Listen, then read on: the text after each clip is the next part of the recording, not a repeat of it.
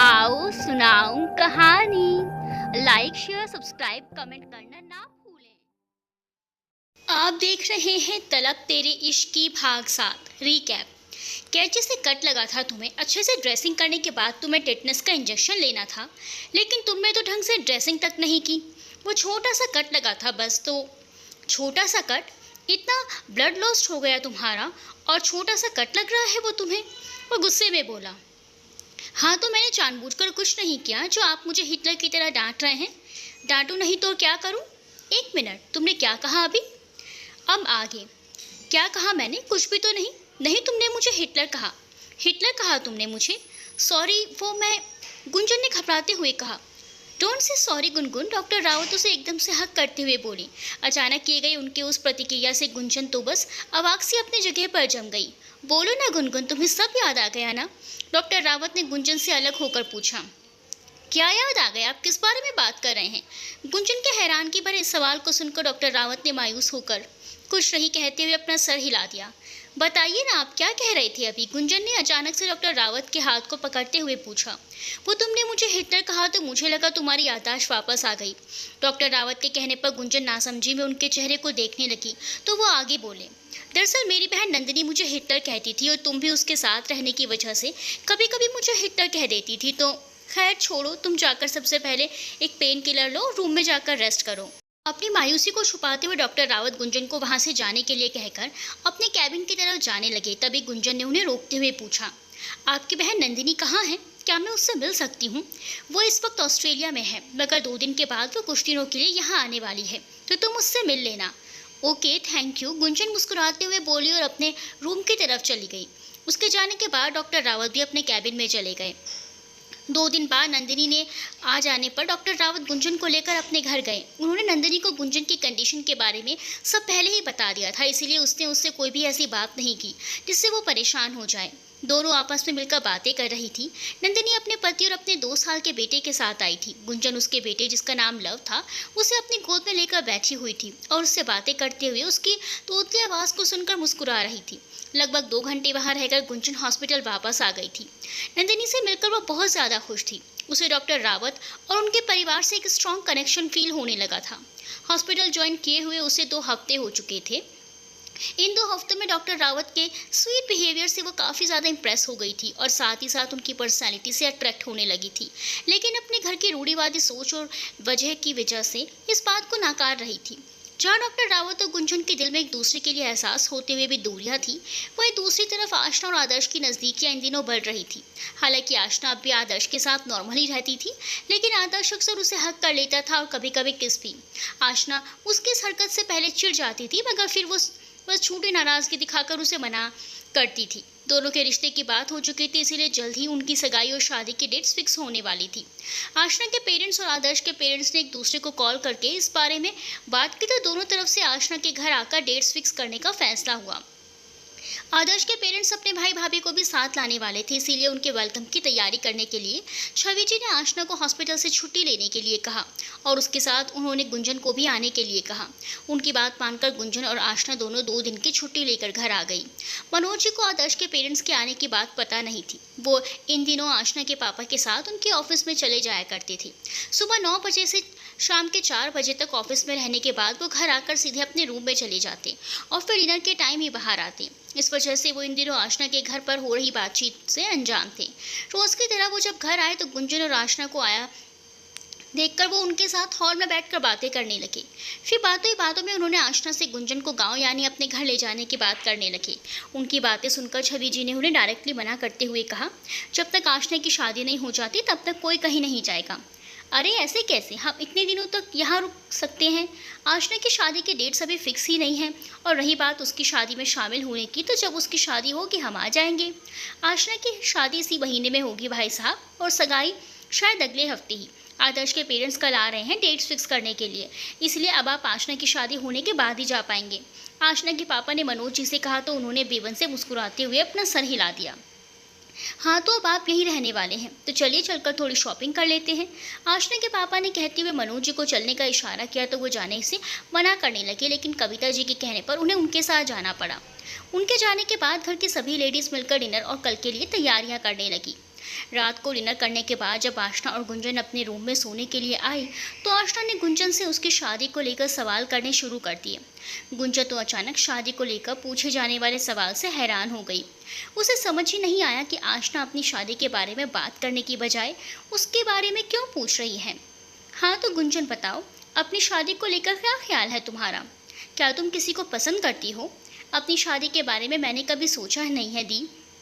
और रही बात किसी को पसंद करने की, तो पसंद करना तो दूर की बात है, मैं किसी लड़के के बारे में ऐसा सोच भी नहीं सकती। ऐसा क्यों? क्योंकि मेरे दादाजी इन सब के खिलाफ थे और हमारा पूरा परिवार काफ़ी रूढ़िवादी विचारों वाला है। हमारे यहाँ लड़कियों को इन सब की अनुमति नहीं है, इसीलिए हम किसी को पसंद या प्यार जैसी चीज़ों से हमेशा दूर ही रहते आए हैं। हमारे यहाँ लड़के हो या लड़कियाँ, उनकी शादी उनके पेरेंट्स की मर्ज़ी से उनकी कास्ट में होती है। ओह, लेकिन अब तो बहुत कुछ बदल चुका होगा ना। महज कुछ सालों में क्या बदल जाएगा दी? इन 3-4 सालों की बातें भले ही हमें याद ना हो, लेकिन हम इतना जानते हैं कि हमारे गांव और हमारे परिवार के विचारों में कोई बदलाव नहीं आएगा। इसका मतलब अगर तुम्हें कोई पसंद भी आ गया तो, या तुम किसी के लिए फील करने लगी, तो तुम उसके बारे में अपने माँ पापा से बात नहीं करोगी? आशा ने गंभीर लहजे में जैसे ये बात कही, गुंजन के सामने डॉक्टर रावत का अक्स उभर आया।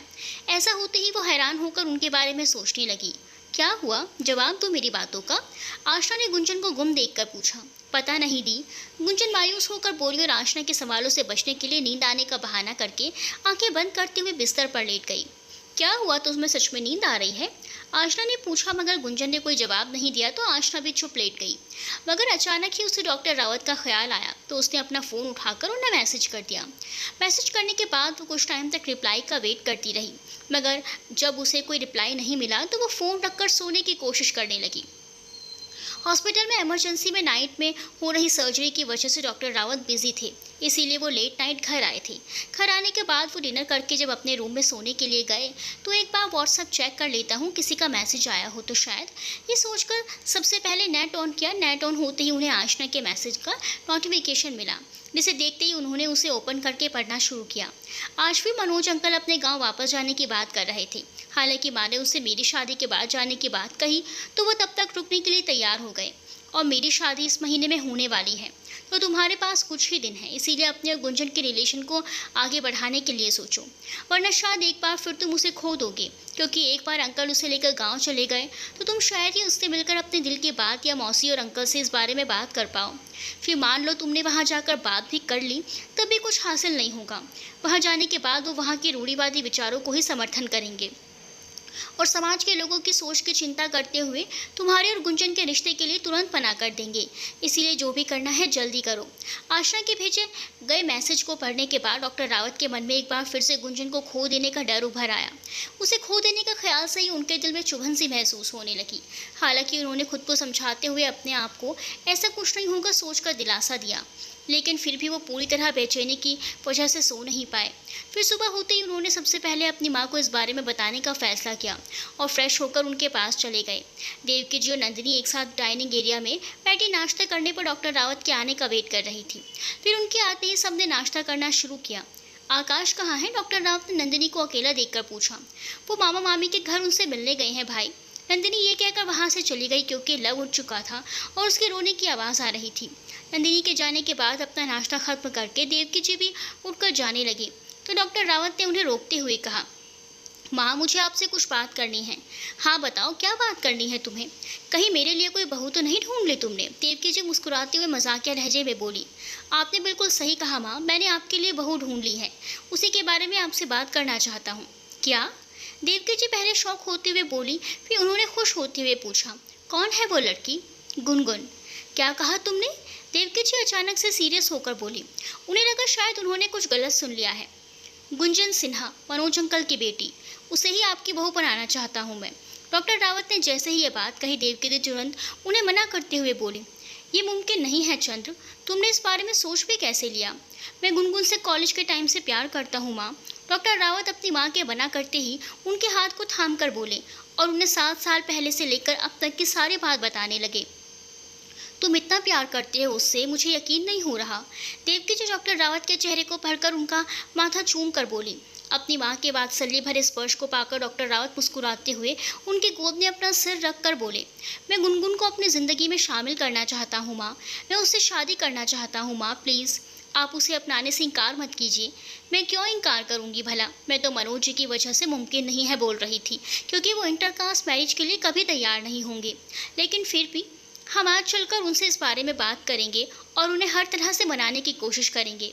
थैंक यू माँ, लेकिन हम आज नहीं जा सकते, किसी और दिन चलेंगे, क्योंकि आज आदर्श और आशना की सगाई की डेट फिक्स करने के लिए आदर्श के पेरेंट्स आशना के घर आने वाले हैं, तो मैं नहीं चाहता कि उस टाइम कुछ गड़बड़ हो। ठीक है, फिर हम कल चलेंगे, देवकी जी ने मुस्कुराते हुए कहा। तो डॉक्टर रावत ओके बोलकर हॉस्पिटल जाने के लिए वहां से निकल गए। आदर्श और उसके पेरेंट्स आशना के घर आ चुके थे। सब चाय नाश्ता करते हुए आपस में बातें कर रहे थे और वहीं उनके बीच मौजूद पंडित जी शुभ मुहूर्त देखकर नज़दीक की डेट बताने की कोशिश कर रहे थे। 15 मिनट तक अपनी पत्रा देखने के बाद पंडित जी ने सबसे नज़दीक का मुहूर्त इसी हफ्ते के आखिरी दिन का बताया और शादी के लिए उन्होंने 15 दिन के बाद की डेट रखी। सभी बड़े पंडित जी की बात से सहमत थे, इसीलिए सबने एक दूसरे को देखकर सहमति जताई और मुस्कुराते हुए आदर्श और आशना की तरफ देखकर उनकी राय लेने लगे।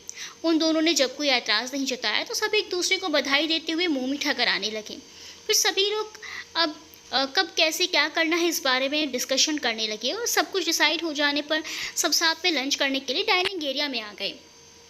इस बीच आदर्श को आशना के साथ अकेले बात करने का कोई मौका नहीं मिल रहा था, इसके कारण वो बार बार आशना को देखकर इशारे किए जा रहा था। लेकिन आशना तो डॉक्टर रावत और गुंजन के बारे में सोचकर चिंतित हो रही थी। उसने आदर्श की तरफ बिल्कुल ध्यान ही नहीं दिया। लंच करने के बाद जब सभी बड़े बाहर चले गए तो आशना और गुंजन डाइनिंग एरिया में सारी चीज़ें हटाकर किचन में रखने लगे। आदर्श ने जब सभी बड़ों को घर के बाहर लॉन में जाते देखा तो उसने अचानक से आकर आशना का हाथ पकड़ा और उसे साइड में लेकर चला गया। पास में खड़ी गुंजन बस अवाक सी उन्हें देखती रह गई। ये क्या तरीका है? तुम्हारी इस हरकत की वजह से गुंजन क्या सोच रही होगी हमारे बारे में? आशा ने आदर्श को घूरते हुए कहा और उससे अपना हाथ छुड़ाने की कोशिश करने लगी, लेकिन आदर्श ने उसे छोड़ने के बजाय उसे खींचकर अपने सीने से लगा लिया। क्या कर रहे हो तुम? छोड़ो मुझे, आशा ने कसमसाते हुए बोली तो आदर्श उसका चेहरा सामने करते हुए बोला, कुछ और बोलने की बजाय ये बताओ किस वजह से इतनी परेशान हो कि हमारी सगाई और शादी के डेट्स फिक्स होने की खुशी भी तुम्हारे चेहरे पर नज़र नहीं आई? वो मैं चंद्र और गुंजन के बारे में सोच रही थी। मेरी शादी होते ही अंकल गुंजन को लेकर यहाँ से चले जाएंगे। आशना ने बोलते हुए अचानक से चुप होकर अपना सर आदर्श के सीने पर रखकर उसे हक कर लिया। आदर्श पहले उसके ऐसा करने से थोड़ा हैरान हुआ, मगर फिर वो आशना के सिर को सहलाते हुए बोला, तुम इस बारे में ज़्यादा सोचकर अपनी तबीयत खराब मत करो। मैं चंद्र से इस बारे में बात करूँगा। देखना, हमारी शादी होने से पहले ही वो और उसकी माँ मनोज अंकल से इस बारे में बात कर लेंगे। क्या ऐसा करने से सब कुछ ठीक होगा? आशना अपना चेहरा सामने करते हुए बोली, हाँ, अब तुम ज़्यादा टेंशन मत लो, वरना तुम्हारे फेस पर पिंपल्स आ जाएंगे, फिर सभी फंक्शंस में तुम्हारी पिक खराब आएंगी। हाँ, तो क्या मेरी पिक खराब आएगी तो क्या तुम मुझसे शादी नहीं करोगे?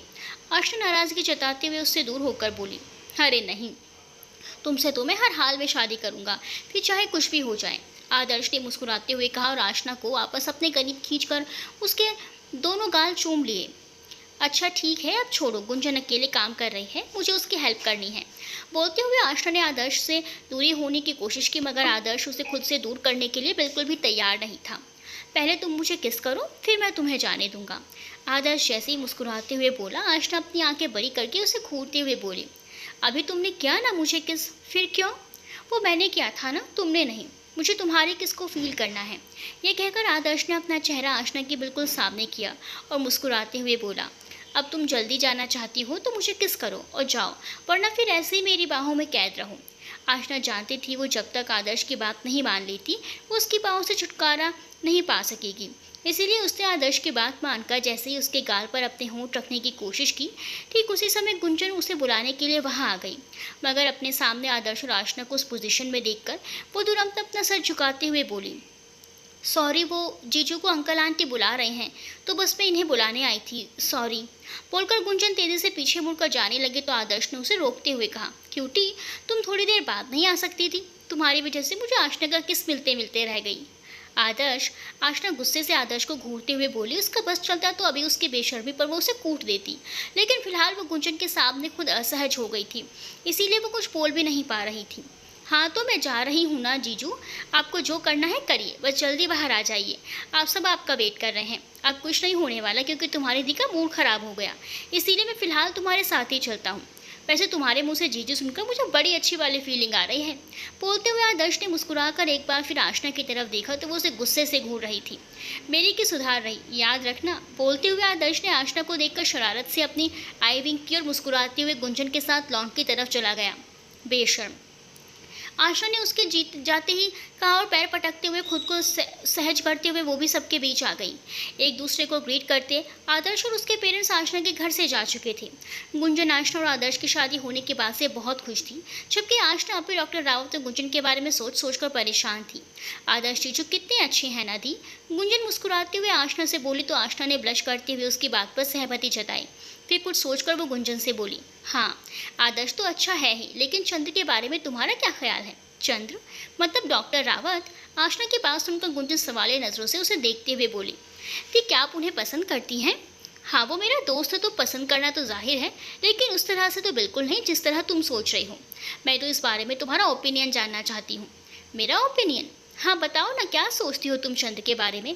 कैसा लगता है वो तुम्हें? पसंद है ना वो तुम्हें? दिए किस तरह की बातें कर रही हैं आप?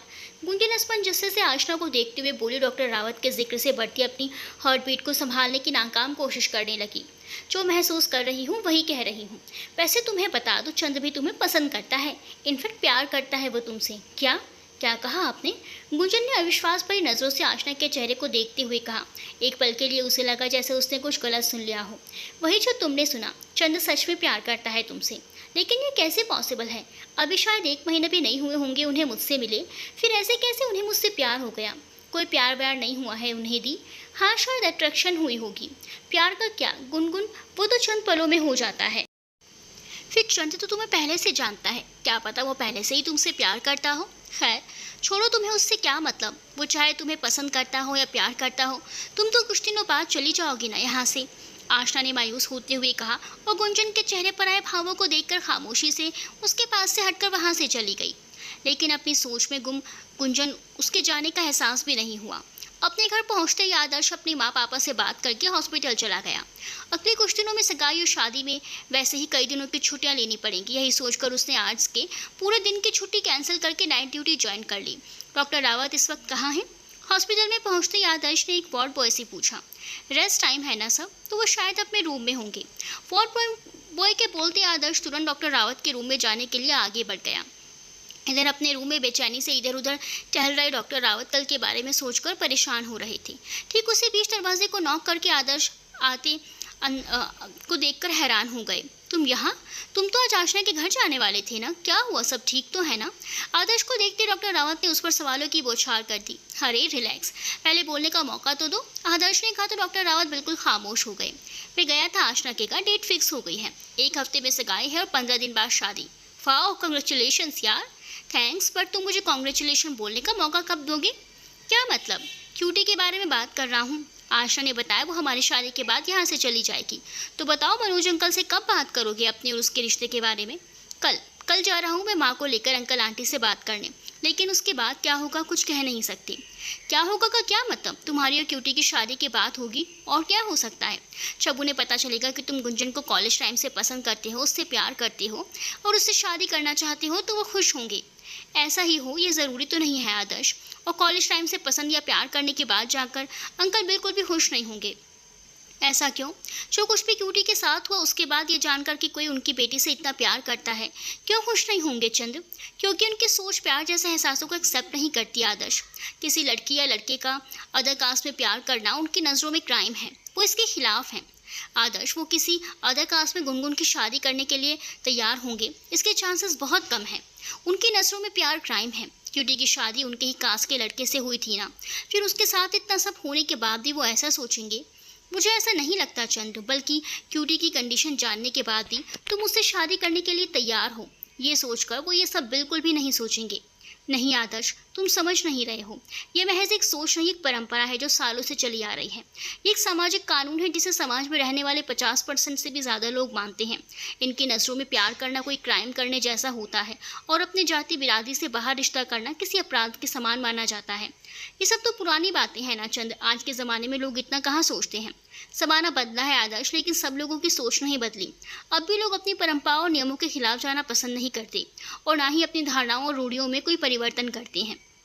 अब हमें ही देख लो, हम इतने ओपन माइंडेड हैं, शहर में रह रहे हैं, लेकिन क्या हम और हमारे पेरेंट्स प्यार जैसे टॉपिक पर खुलकर बात कर पाते हैं?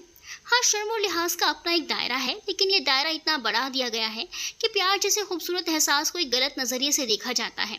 लोग इसके बारे में बात करने से कतराते हैं। लोग इससे ऐसे दूर भागते हैं जैसे ये कोई गुनाह हो, और अगर उसके एहसास में शामिल हो भी जाए तो इसे लोगों से ऐसे छुपाते फिरते हैं जैसे उन्होंने कोई बड़ा क्राइम कर दिया हो। पता है लोग ऐसा क्यों करते हैं आदर्श? क्यों?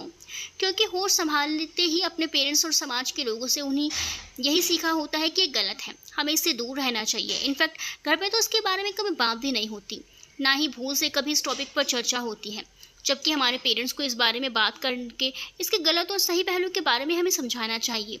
उन्हें बताना चाहिए कि नई उम्र में हमारे अंदर एहसासों का पनपना जायज़ है। ऐसी उम्र में हम अट्रैक्शन का शिकार होते हैं, लेकिन इसके पीछे हमारा भविष्य नहीं खराब करना चाहिए, ना ही कोई गलत कदम उठाना चाहिए, क्योंकि हर चीज़ के लिए सही उम्र निर्धारित होती है जिसका हमें इंतज़ार करना चाहिए, और जो दायरा हमारे हित के लिए बनाया गया है उसका पालन करना चाहिए।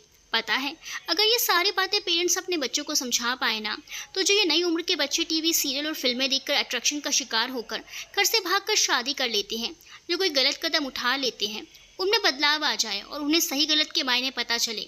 लेकिन ये तभी मुमकिन होगा जब पेरेंट्स प्यार जैसी चीज़ों को एक गलत नज़रिए से देखने के बजाय अपने बच्चों से इस बारे में बात करेंगे, उन्हें सही गलत के मायने बताकर उन्हें उनके दायरे का एहसास कराएंगे, और अगर वो अपने प्यार को लेकर सीरियस हैं तो उन्हें सपोर्ट करेंगे, ना कि अदर कास्ट जैसी चीज़ों को उनकी खुशियों के ऊपर रखकर उनकी भावनाओं का दमन करेंगे।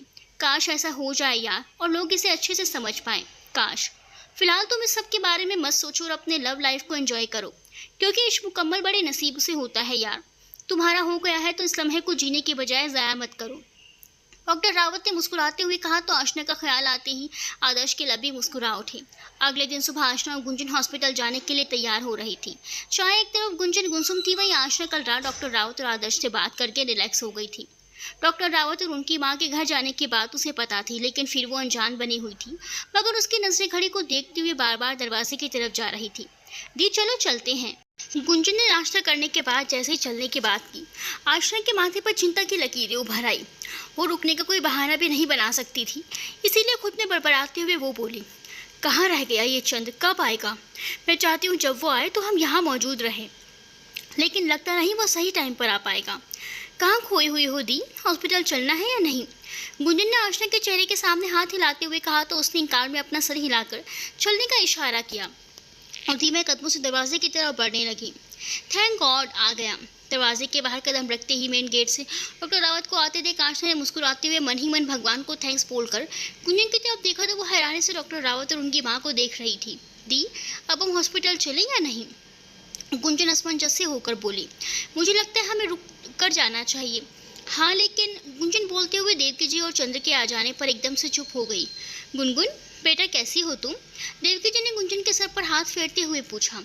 गुनगुन सुनकर गुंजन ने पहले हैरानी से उनकी तरफ देखा, फिर वो मुस्कुराते हुए उनका पैर स्पर्श करके बोली, मैं ठीक हूँ आंटी, आप कैसी हैं? मैं भी ठीक हूँ बेटा। वैसे तुम्हारे माँ पापा कहाँ हैं? घर पर ही हैं आंटी, आप अंदर चलिए। हाँ चलो, तुम लोग भी चलो, और अब हॉस्पिटल कल जाना, क्योंकि चंद ने तुम दोनों की तरफ से छुट्टी ले ली है। देवकी जी मुस्कुराते हुए आशना और गुंजन से बोली और वो घर के अंदर आ गई। तुमने हम दोनों की तरफ से छुट्टी ले ली और हमें बताया भी नहीं? आशना ने डॉक्टर रावत से कहा तो मुस्कुराते हुए बोले, अब पता चल गया ना, तो वो टॉपिक छोड़ो और बताओ कैसी हो तुम दोनों? ठीक हूँ और बहुत खुश भी। हाँ, खुश होने वाली बात भी है। वैसे आदर्श भी बहुत खुश है, इनफैक्ट वो मेरे साथ आना चाह रहा था लेकिन मैंने मना कर दिया। ठीक किया ना? डॉक्टर रावत मुस्कुराते हुए बोले। हाँ बिल्कुल, अच्छा किया जो उसे नहीं लाए। आशा ने हंसते हुए डॉक्टर रावत को हाई फाई दिया तो वो भी हंसने लगे।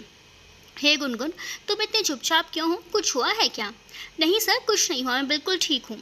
लेकिन ठीक तो नहीं लग रही हो तुम। ऐसा कुछ नहीं है सर, चलिए ना अंदर चलते हैं। गुनगुन ने बोलते हुए घर के अंदर चलने का इशारा किया और बिना एक पल गवाए वो तुरंत घर के अंदर आकर आशना के कमरे में चली गई। इसे क्या हुआ है? डॉक्टर रावत असमंजस से गुंजन को जाते हुए देखकर बोले। प्यार हुआ है, आशा मुस्कुराते हुए बोली और घर के अंदर चली गई। What? Doctor Rawat shocking reaction देते हुए बोले और आशना के पीछे चले गए। घर के अंदर हॉल एरिया में सभी लोग इकट्ठा होकर बैठे थे और आपस में बातें कर रहे थे। डॉक्टर रावत ने अंदर आते ही सबको ग्रीट करके उनका आशीर्वाद दिया और अपनी माँ के पास बैठ गए। गुंजन बता रही थी नंदू ऑस्ट्रेलिया से आई है, आप उसे लेकर क्यों नहीं आई? कविता जी ने देवकी जी से पूछा। जी, नंदू अपने ससुराल वालों के साथ उनके कुछ रिश्तेदारों से मिलने गई है, इसीलिए हमारे साथ नहीं आ पाई। मगर वो आएगी किसी दिन आप लोगों से मिलने। जी ज़रूर, बहुत साल हो गए हैं उससे मिले हुए। हाँ, हम भी सालों बाद मिले हैं उससे। ऑस्ट्रेलिया से उसके ससुराल वाले जल्द ही इंडिया आते नहीं हैं, तो वो भी नहीं आ पाती। ऑस्ट्रेलिया हो या इंडिया, बेटियां एक बार अपने ससुराल में सेटल हो जाए तो मायके फिर कहाँ उतना आ पाती हैं। ये तो बिल्कुल सही कहा आपने। फिलहाल मैं आप लोगों से कुछ ज़रूरी बात करने आई हूँ। प्लीज़ कुछ गलत रिएक्ट करने से पहले आप लोग समझने की कोशिश कीजिएगा। जी, ऐसी कौन सी बात है जिसे लेकर आप इतनी गंभीर हो गई? दरअसल बात गुंजन के बारे में है। गुंजन के बारे में? मनोज ये सुनते ही गंभीर लहजे में बोले। क्या बात है भाभी, आप बेझिझक होकर बताइए। जी, मैं गुंजन के रिश्ते की बात करने आई हूँ। चंदू से पसंद करता है और उससे शादी करना। ये कैसी बातें कर रही हैं आप भाभी? देवकी जी अपनी बात पूरी भी नहीं कर पाई थी, उससे पहले ही मनोज जी उन्हें टोकते हुए सख्त लहजे में बोले। भाई साहब, पहले पूरी बात तो सुन लीजिए। छवि जी, आशना की माँ ने कुछ बोलने की कोशिश की, मगर मनोज जी की सख्त नज़रें देखकर वो बिल्कुल चुप हो गई। अंकल, एक बार हमारी बात तो सुन लीजिए। डॉक्टर रावत ने उम्मीद भरी नज़रों से मनोज जी की तरफ देखते हुए अपनी बात कहने की कोशिश की, मगर उनकी गुस्से भरी निगाहों को देखकर वो आगे कुछ बोलने की हिम्मत नहीं कर पाए। मैं तुम्हें क्या समझता था और तुम क्या निकले? मेरी बेटी के बारे में ऐसे ख्यालात तुम्हारे मन में आए कैसे? तुमने सोच भी कैसे लिया कि मैं कायस्थ होकर एक गैर जाति के लड़के से अपनी बेटी की शादी करने के लिए मान जाऊंगा? और भाभी, आपने ये कैसे सोच लिया? आप तो सब जानती हैं ना, सब समझती हैं ना, फिर भी अपने बेटे को समझाने के बजाय आप उसका रिश्ता लेकर यहाँ आ गई। मनोज जी गुस्से में अपनी मुट्ठियों को भींचते हुए तेज़ आवाज़ में बोले तो वहाँ बैठे सभी लोगों के कंधे एक पल के लिए कांप गए और दरवाजे पर खड़ी होकर सुन रही गुंजन की आंखों में बरबर सांसों की बूंदें बरस पड़ी। भाई साहब, प्लीज़ एक बार शांति से इनकी बातों को सुनकर समझने की कोशिश करिए। कुलदीप जी आशना के पापा मनोज जी को शांत कराने की कोशिश करते हुए बोले। ना तो मुझे इस बारे में कुछ सुनना है और ना ही समझना। क्यों नहीं सुनना है आपको? क्यों नहीं समझना है? ऐसा भी क्या गलत बात कर रहे हैं ये लोग जो आप इतना गुस्सा कर रहे हैं? अब तक खामोश बैठी कविता जी अचानक मनोज जी को टोकते हुए नम्र लहजे में बोले तो सबकी नजरें उनके चेहरे पर जम गई। क्या कह रही हैं आप? आपको समझ नहीं आ रहा ना? यहाँ किस बारे में बात हो रही है? मनोज जी कविता जी की तरफ देखकर सख्त लहजे में बोले। हाँ, मुझे सब कुछ अच्छे से समझ आ रहा है और मुझे देवकी जी की कोई भी बात गलत नहीं लगी। कविता, मनोज जी गुस्से से चीखे, आपका दिमाग खराब हो गया है। आप जानती हैं ना हमारे खानदान में गैर जाति में विवाह करना नहीं होता। फिर भी आप जानते हैं, लेकिन अपनी बेटी की खुशी के लिए अब हम हमारी खानदानी परंपरा में बदलाव चाहते हैं। ये मुमकिन नहीं है कविता, और अब हम इस बारे में कोई भी बात नहीं करना चाहते। बेहतर होगा इस बात को यही ख़त्म कर दिया जाए। अपने गुस्से को पीते हुए मनोज जी दांत पर दांत जमाते हुए बोले और वहाँ से उठकर कमरे में चले गए। माफ़ कीजिएगा, हमने सोचा नहीं था हमारी वजह से इतना तमाशा हो जाएगा। देवकी जी शर्मिंदा होते हुए बोले। डॉक्टर रावत को चलने का इशारा करके जाने के लिए उठी तो कविता जी ने तुरंत उन्हें रोकते हुए कहा, आपको शर्मिंदा होने की कोई ज़रूरत नहीं है और ना ही कहीं जाने की। मुझे चंद्र और गुनगुन के रिश्ते से कोई एतराज़ नहीं है, और रही इनकी बात तो मैं इन्हें अभी समझा कर आती हूँ, तब तक आप जाइएगा नहीं। कविता जी की बात सुनकर देवकी जी पहले थोड़ी हैरान हुई, फिर उन्होंने मुस्कुराते हुए अपना सिर हिलाकर सहमति जताई और वापस बैठ गई। Thank you aunty. Doctor Rawat आंखों में लाई नमी को छुपाकर मुस्कुराते हुए बोले तो कविता जी ने उनके सर पर हाथ रखकर आशीर्वाद देते हुए कहा, आंटी नहीं, माँ कहने की आदत डाल लो। ओके माँ, डॉक्टर रावत ने रूंधे हुए लहजे में कहा और कविता जी के जाते ही अपनी माँ के पास बैठ गए। मैंने अपनी तरफ से हाँ कर दिया है, आप चलकर आगे की बात कर लें। कविता जी कमरे में पहुंचती जैसे ही बोली, मनोज जी अपनी जलती आंखों से उन्हें घूर कर उनके पास आ गए। दिमाग खराब हो गया है आपका, या अपनी बहन के यहाँ रहकर उसकी रंगत का असर चढ़ गया है आप पर? क्या अपनी बहन और बहनोई को देखकर आप रिश्ते के लिए हाँ कहने की बात कर रही हैं? अगर ऐसा कुछ सोचकर आप ये फैसला ले रही हैं तो भूल जाइए ये सब, और ये बात याद रखिए कि हमारे ख़ानदान की लड़कियाँ गैर जाति में नहीं ब्याही जाती। अब नहीं मानना चाहती मैं आप और आपके ख़ानदान की बातें। मुझे बस इस वक्त अपनी बेटी के भविष्य की चिंता है और मैं उसके लिए कुछ भी कर सकती हूँ। आप नहीं मानती, लेकिन मैं मानता हूँ, इसीलिए मैं वो हरगिज़ नहीं होने दूंगा जो आप चाहती हैं। और क्या लगता है आपको केवल आपको ही गुंजन के भविष्य की चिंता है, मुझे नहीं है? हाँ, नहीं है आपको उसकी कोई चिंता। आपको बस अपने ख़ानदान की रीत निभानी है। अगर आपको उसके भविष्य की फ़िक्र होती तो इस रिश्ते के लिए मना नहीं करते आप। बस इस रिश्ते से मना कर देने की वजह से ये साबित नहीं हो जाता कि मुझे मेरे बेटे की फ़िक्र नहीं है। फ़िक्र है मुझे उसकी, इसीलिए जल्दी उसके लिए कोई अच्छा रिश्ता ढूंढ लूँगा मैं। हाँ, जैसे पहले ढूंढा था वैसे अपनी जाति का फिर से कोई ढूंढ लेंगे और बिना अपनी बेटे की मर्ज़ी जाने उस पर थोप देंगे वो रिश्ता। यही करेंगे ना? लेकिन शायद आप भूल गए हैं कि आपकी बेटी किसी की विधवा है और आपकी उसकी मेडिकल और फिजिकल कंडीशन जानने के बाद दूसरी शादी के लिए कोई ढंग का रिश्ता शायद ही उसे मिले। बोलते हुए कविता जी की बीपी हाई हो गई और उनका सर अचानक से घूमने लगा। वो अपना सर पकड़ते हुए एकदम से बिस्तर पर गिर पड़ी। कविता, आप ठीक हैं? मनोज जी घबराते हुए बोले। ठीक हूँ मैं, मेरी चिंता छोड़िए। ये बताइए, आपको अपनी बेटी की कंडीशन के बारे में पता है ना? अपनी बेटी की कंडीशन तो जानते हैं ना आप? जानते हैं ना उसका ब्रेन ज़्यादा प्रेशर नहीं झेल सकता? जानते हैं ना उसके शरीर से उसका यूट्रस निकाल दिया गया है, जिसकी वजह से वो कभी माँ नहीं बन सकती? बोलते हुए कविता जी रोने लगी और उसके कमरे में अंदर आ रही गुंजन ये सब सुनकर दरवाजे के पास ही रुक गई। आपको कैसे पता चला ये सब? किसने बताया आपको? मुझे तो वो भी पता है जो आपको नहीं पता। जानते हैं हमारी बेटी की फिजिकल कंडीशन कितनी ख़राब हो चुकी है? आप जानते हैं उसके उन हिस्सों में इन्फेक्शन की वजह से घाव हो चुका था। वो पूरी तरह से ठीक होकर भी ठीक नहीं हुआ। अब उसकी कंडीशन ऐसी हो गई है कि वो सालों तक फिजिकल रिलेशन नहीं बना पाएगी। क्या? आशा ने मुझे इस बारे में क्यों नहीं बताया? मैं भी ना, कैसे बताती वो मुझे ये सब। एक तरफ कविता जी ये सब सुनने के बाद मनोज जी खुद में बड़बड़ा रहे थे और दूसरी तरफ गुंजन अपनी कंडीशन के बारे में जानकर रोना चाहती थी, लेकिन उसके माँ पापा उसकी आवाज़ सुन ना ले, इसीलिए वो अपने मुंह पर हाथ रखकर सिसक रही थी। लेकिन ज़्यादा समय तक अपनी रुलाई ना रोक पाने के कारण वो वहाँ से वापस अपने कमरे में चली गई। तो बताइए, कहाँ से ढूंढेंगे ऐसा लड़का जो गुंजन की कंडीशन जानने के बाद इतना सब्र कर सके, जो हमारी बेटी की इस तरह कंडीशन में उसकी पूरी तरीके से ख्याल रख पाए? बताइए ना, क्या करेंगे आप? अब हम पूरी ज़िंदगी उसके साथ तो नहीं रहेंगे ना, तो हमारे ना रहने के बाद कौन ख्याल रखेगा उसका? क्या आप उसे गांव लेकर जाकर उन लोगों के बीच छोड़ देंगे जो आए दिन उसे विधवा होने का एहसास कराएंगे, जो हर काम में उस पर रोक टोक लगाकर अपशगुन होकर कहकर उसका दिल दुखाएंगे? बताइए ना, क्या करेंगे आप? अरे आपने तो उसे इस काबिल भी नहीं बनाया कि वो अपनी ज़िंदगी अपने दम पर जी सके। डॉक्टर बनना चाहती थी वो, लेकिन अपने पिता की आखिरी इच्छा के नाम पर बिना उसकी मर्जी जाने करवा दिया आपने उसका रिश्ता, बर्बाद कर दी उसकी ज़िंदगी। हर बार मैं आपको कहती रही वो तकलीफ़ में है, लेकिन आपने मेरी बात नहीं मानी। जो उन लोगों ने कहा वो मान लिया आपने, और एक बार भी अपने उसके ससुराल वालों से उसके आगे की पढ़ाई के बारे में बात नहीं की। करते भी क्यों?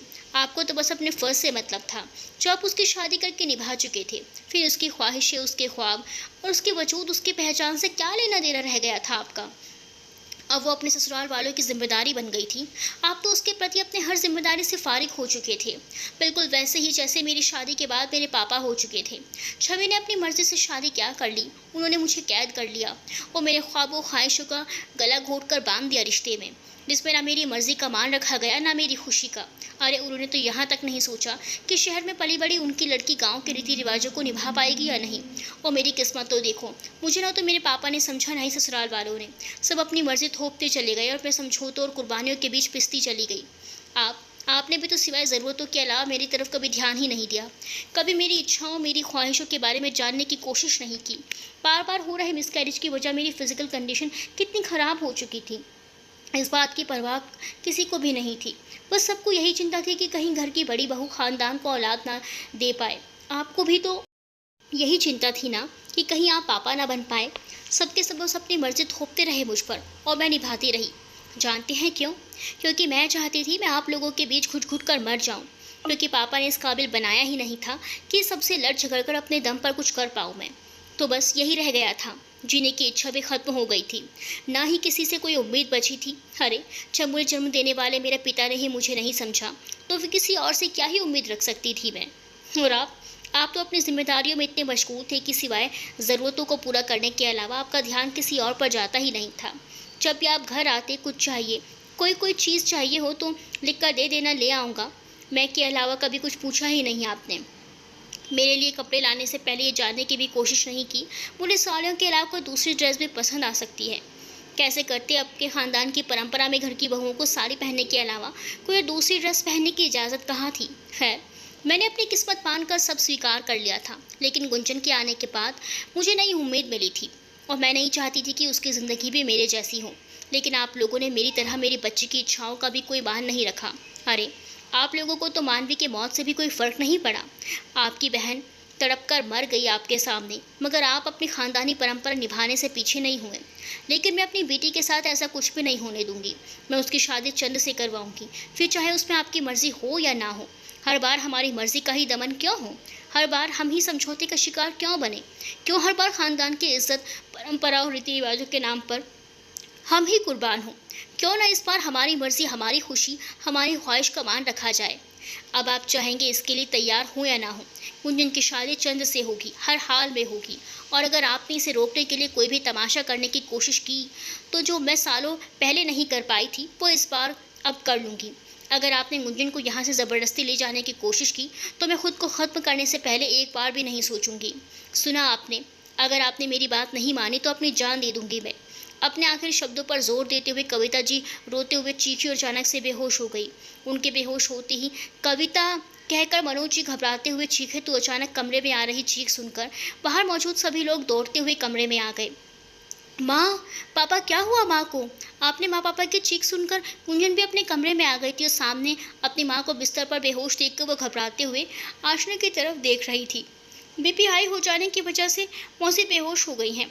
बोलते हुए आशना ने कविता जी के चेहरे पर पानी की छींटे मारकर उनकी होश में लाने की कोशिश की और अपनी माँ से चीनी पानी का घोल बनाकर लाने की बात कही। तो डॉक्टर रावत तुरंत आशना के कमरे में जाकर थोड़ी खोजबीन करने के बाद वहाँ मौजूद से बीपी के टैबलेट्स ले आए। माँ, कविता जी के होश में आते ही गुंजन उनसे लिपट कर रोती हुई बोली, आप जानती हैं ना आपकी तबीयत खराब हो जाती है, तो क्या ज़रूरत थी आपको इतना टेंशन लेने की? शिकायतें बाद में कर लेना, पहले मौसी को ये घोल पी लेने दो। आशा ने गुंजन के कंधे पर हाथ रखकर उसे पीछे हटने के लिए कहा, तो गुंजन तुरंत अपनी माँ से अलग होकर बैठ गई। मौसी, ये पी लीजिए। नहीं पीना मुझे, कविता जी ने कहते हुए मनोज जी की तरफ देखा। वो सर झुकाए एक जगह टिक कर खड़े हुए थे। अच्छा, वो नहीं पीना तो आप ये दवा खा लीजिए। डॉक्टर रावत ने बीपी की टैबलेट जो कविता जी की तरफ बढ़ाते हुए कहा, लेकिन उन्होंने इनकार में सर हिलाते हुए मना कर दिया। माँ, आप ये दवा नहीं लेंगी तो आपकी तबीयत खराब हो जाएगी। हाँ तो हो जाने तो तबीयत खराब, क्या फ़र्क पड़ जाएगा किसी को? ज़्यादा से ज़्यादा मैं मर जाऊँगी और क्या। माँ, कविता, गुंजन और मनोज जी एक साथ चीखे, लेकिन कविता जी को जैसे उनकी बातों से कोई फ़र्क नहीं पड़ा।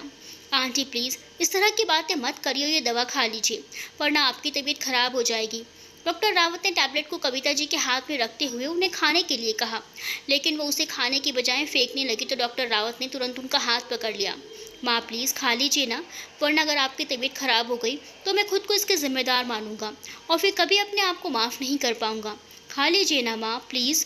डॉक्टर रावत ने लगभग रोते हुए कहा तो वो उनके मुंह से माँ शब्द सुनकर वैसे ही खुश हो चुकी। कविता जी ने बिना एक पल गवाए ही पानी के साथ तुरंत ही उस टैबलेट को खा लिया मैंने, और तुम्हें किसी चीज़ के लिए खुद को ब्लेम करने की कोई ज़रूरत नहीं है। कविता जी ने बोलते हुए डॉक्टर रावत के सिर को झुकाते हुए उनके माथे को चूमकर उन्हें गले से लगा लिया, तो वो खुद को संभालने की कोशिश करते हुए भी रो पड़े।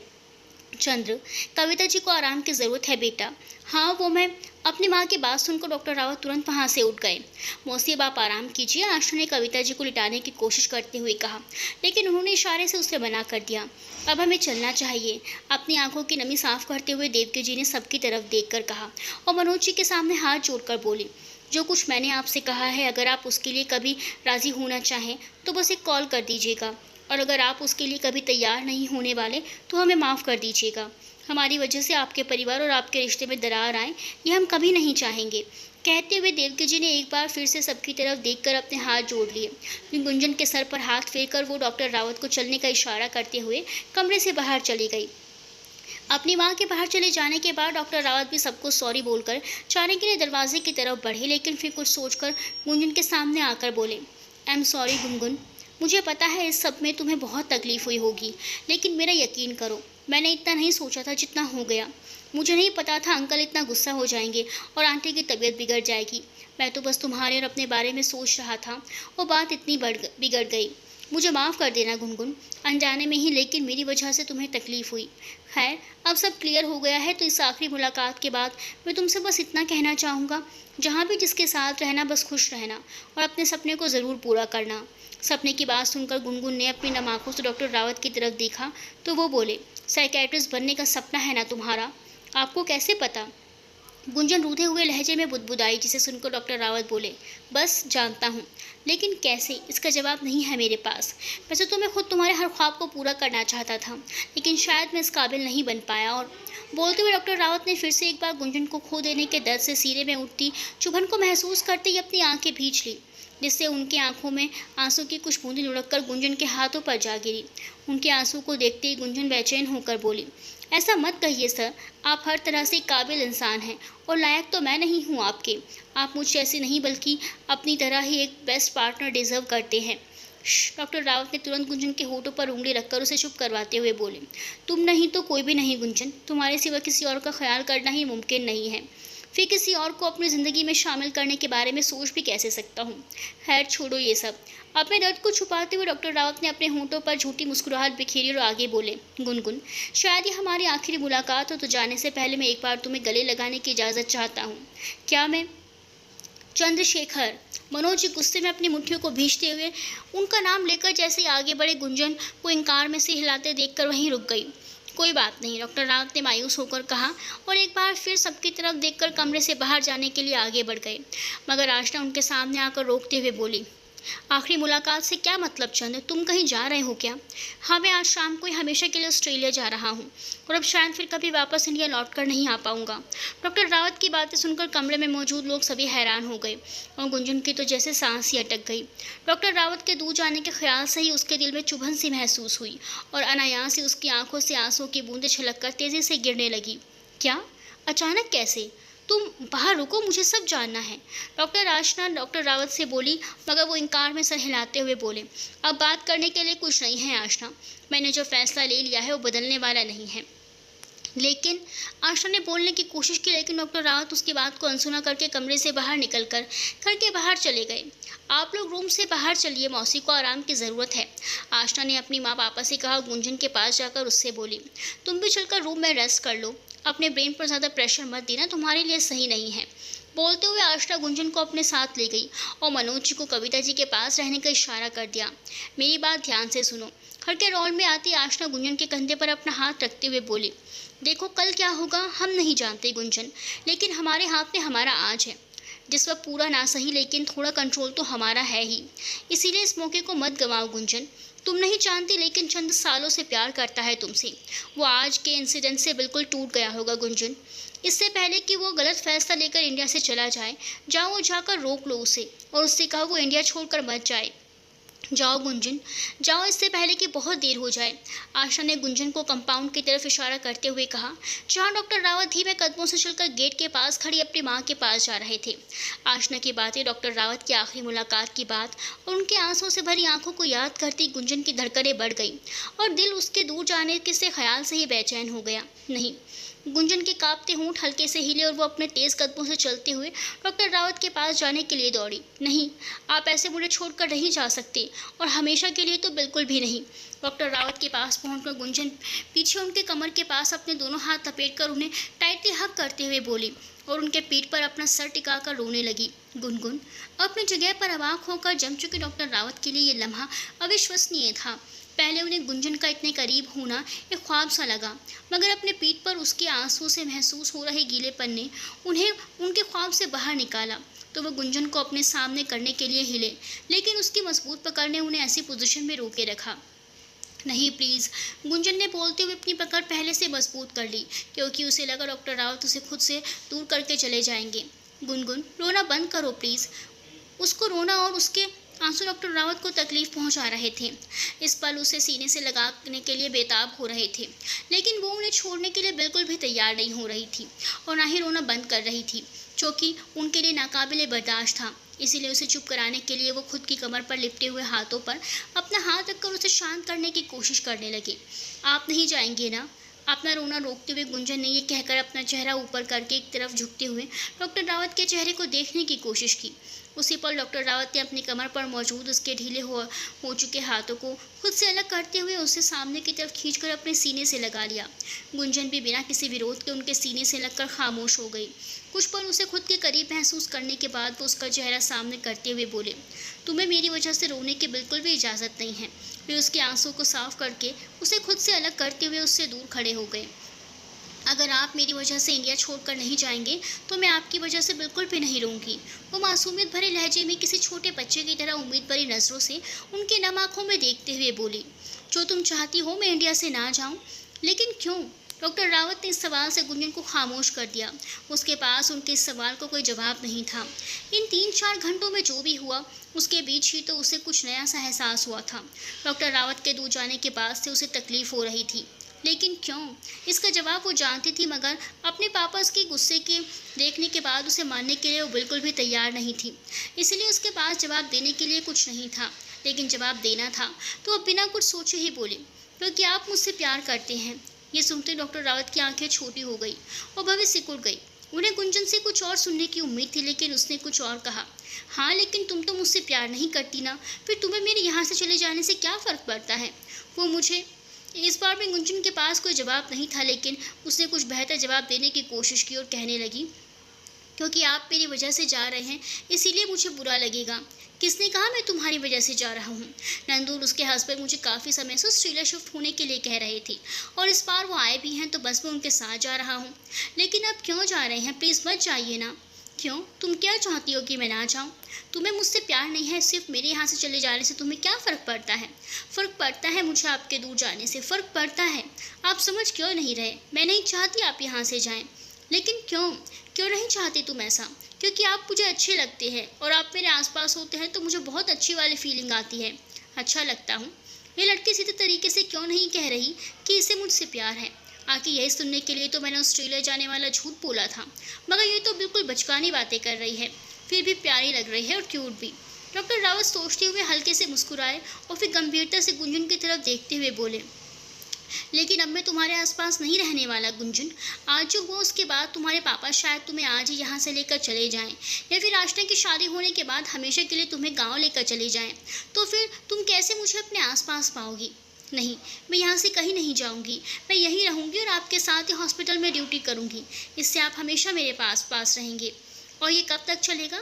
कब तक हम ऐसे ही काम करते रहेंगे? क्या हमारी फैमिली शादी करने के लिए फोर्स नहीं करेगी? क्या मेरी माँ और तुम्हारे पापा हमें ज़िंदगी भर अकेले रहने देंगे? क्या वो हमें इमोशनली ब्लैकमेल करके हमें किसी और के साथ रिश्ता जोड़ने के लिए मजबूर नहीं करेंगे? लेकिन आपने तो तभी कहा था ना कि आप मेरे सिवा किसी और को अपनी लाइफ में नहीं लाएंगे। हाँ कहा था, मगर तुम क्या करोगी? तुम अपने पापा की बात कैसे टालोगी? जब वो तुम्हारे लिए रिश्ता लेकर आएंगे तो तुम कैसे मना करोगी? नहीं, मैं किसी और से शादी नहीं करूंगी।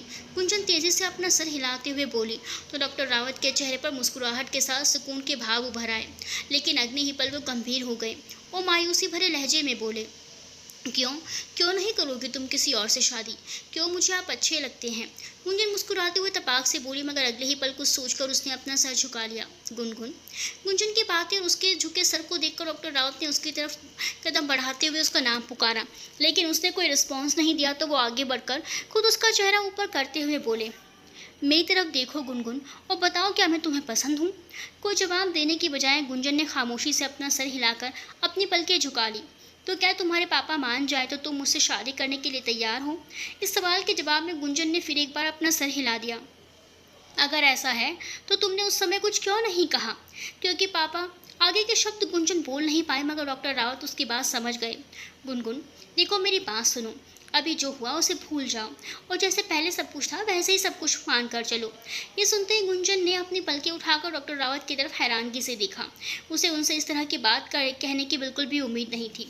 वो कैसे इतनी आसानी से सब कुछ भूलने के लिए बोल सकते हैं? अगर वो ऐसा बोल सकते हैं तो वो खुद भी सब कुछ भूल सकते हैं। ये सोचकर ही उसकी आंखें आंसुओं से भर आई, जिन्हें उसने बड़ी मुश्किल से बहने से रोका और खुद को संभालते हुए रुआंसी होकर बोली, इसका मतलब आप सब कुछ भूल जाना चाहते हैं, इसीलिए आप ऑस्ट्रेलिया जा रहे हैं ना? आखिरी के शब्द बोलते हुए उसके जब्त किए हुए आंसू बहकर उसके गालों पर आ गए, जिन्हें देखकर ही डॉक्टर रावत उसका चेहरा अपनी हथेलियों में थामकर उसे पोंछते हुए बोले, नहीं, मैं नहीं जा रहा कहीं। अगर मेरे दूर जाने से तुम्हें इतनी तकलीफ हो रही है तो मैं कैसे जा सकता हूँ? सुनो, प्लीज़ रोना बंद करो। नहीं जा रहा मैं कहीं, आई प्रॉमिस मैं नहीं जा रहा हूँ कहीं। ना जाने की बात सुनते ही वो खुशी से उनकी हथेलियों को अपने चेहरे से अलग करते हुए बोली, सच में? हाँ, थैंक यू। उसने थोड़ी तेज़ आवाज़ में अचानक से डॉक्टर रावत के गले लगते हुए कहा तो वो एकदम किए गए उसकी हरकत पर अवाक रह गए, मगर अगले ही पल खुश होकर उन्होंने उसे अपनी बाहों में समेट लिया। थैंक यू सो मच मेरी बात मानने के लिए। अब सब कुछ पहले जैसा ही रहेगा और आप पहले की तरह ही मेरे आसपास। वो अपनी आंखें बंद करके मुस्कुराते हुए बोली, नहीं, अब सब कुछ पहले जैसा नहीं होगा गुनगुन। ये सोचकर ही जब उसकी आंखें छलक आई तो अपने जज्बातों में बहरे डॉक्टर रावत ने हकीकत पे वापस आते ही गुनगुन को तेज़ी से खुद से दूर किया। जारी है।